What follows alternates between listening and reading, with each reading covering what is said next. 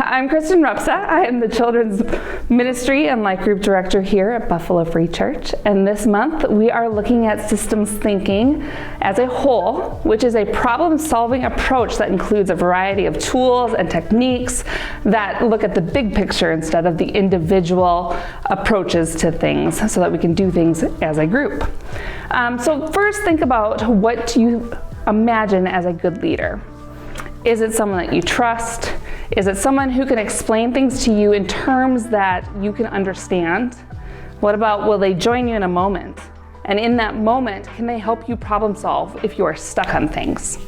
So honestly, we all have our own thoughts when it comes to what a good leader is, who's a good leader, and what type of a good leader you want to be. And many times this has to be, this is assessed by where you are in your life right now, what situations you're handling right now, or where you may have come from. And to be honest, my view has changed over the years.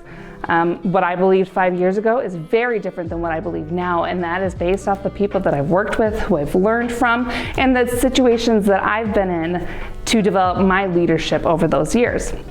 So along with those questions that I had already asked, I would also say that a good leader is someone who sees the big picture, not just the little one you're working on.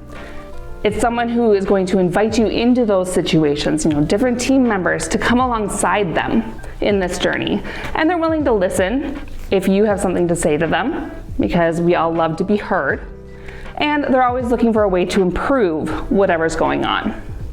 They're looking to improve themselves. They're looking to improve their team members, improving an event, or how a task has been going on for a while here, or even the environment that you or the group is having to be in. In order to do this effectively, we as leaders need to analyze where our strengths and our weaknesses lie.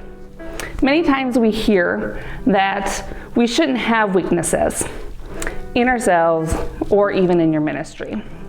And that is really far from the truth, because in our weaknesses is where the biggest growth can happen. We're able to learn the most in those situations.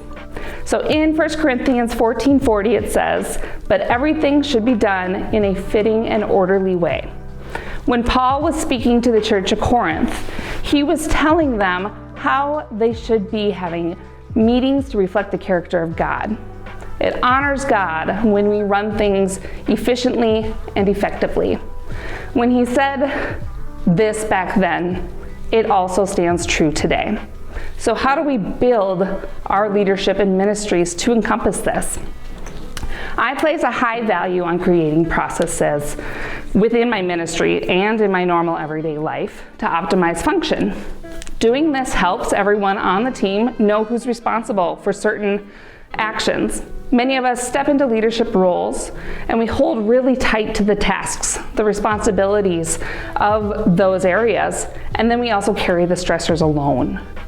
The big thing here is to let others come alongside you to accomplish things with you. They carry strengths that may complement what you have to offer. We're all given gifts by God that you and I have been able to step in and use. So let's let the other people come in alongside us and use them also. When we do this, we create stronger ministries, we create stronger teams, and we're able to create fellowship with these other people, with people that are within our church. In creating processes for something that's already existing, you need to break it down. You need to step back and you need to look at the process first. You can't just make a change because you want to. Ask yourself and your team members, what's going well? What's not going well? What would you change if you had the ability to change that thing? What do you love about this and what do you not?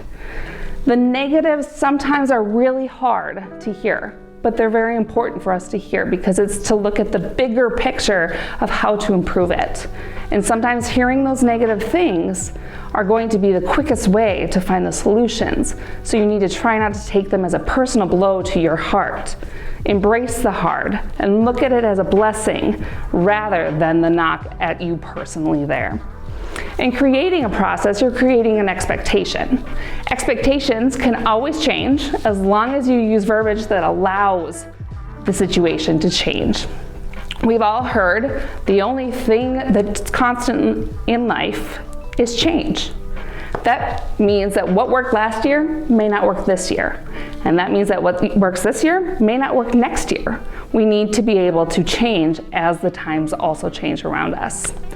Keep in mind that expectations are not demands that we can put in front of them on a table.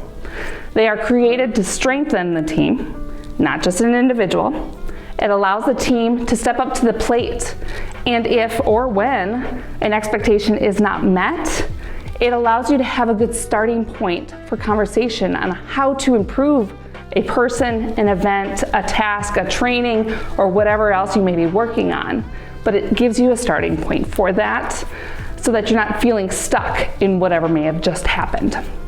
And an important thing to keep in mind is that processes aren't created overnight.